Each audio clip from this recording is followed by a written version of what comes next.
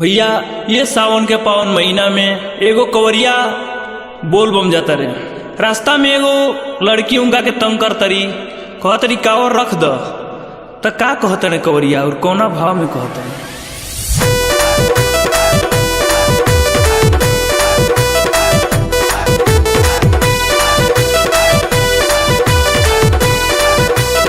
Angel cassette presents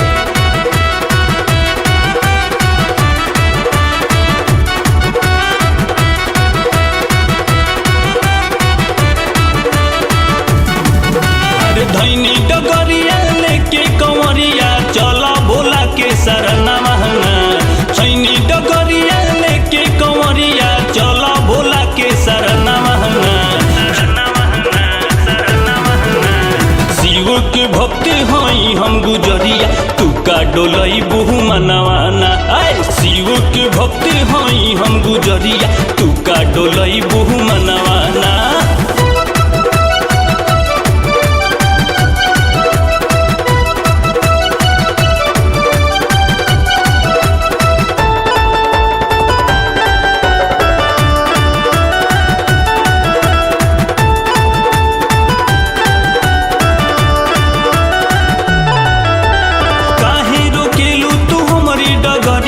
कहेलू बाबू तू धद कंवरिया काहे रोकेलू तू हमरी डगरिया। कहेलू बाबू तू धद कंवरिया।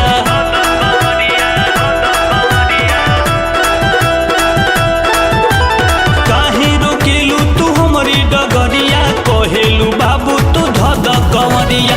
काहे रोकेलू तू हमरी डगरिया। कहेलू बाबू तू धद कंवरिया। बड़ा बेशरम बाड़ू तू गुजरिया छुआना हमरी बदनवाना। रे छुआना हमरी बदनवाना। शिव के भक्ति होई हम गुजरिया तू का डोलई बू मनवाना। हाँ शिव के भक्ति होई हम गुजरिया तू का डोलई बू मनवाना।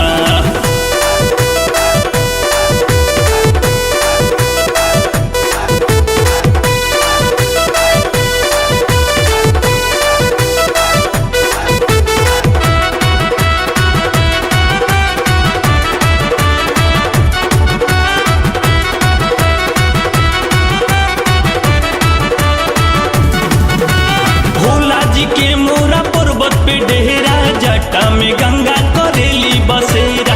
भोला जी के मोहरा पर्वत पे डेरा जटा में गंगा करेली बसेरा।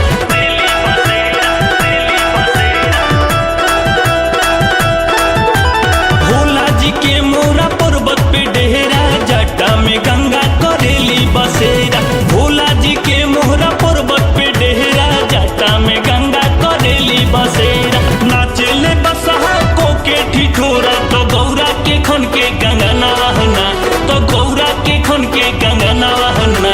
शिव के भक्ति होई हम गुजरिया तू का डोलई बू मनवाना। हाँ शिव के भक्ति होई हम गुजरिया तू का डोलई बू मनवाना।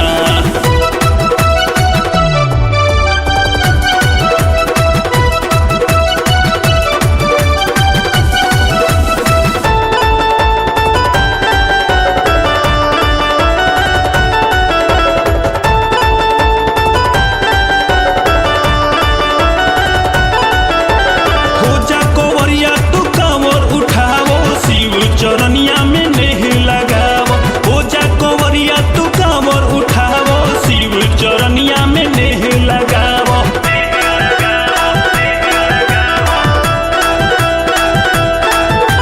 हो जा कंवरिया तू कांवर उठावो। शिव चरनिया में नहीं लगावो।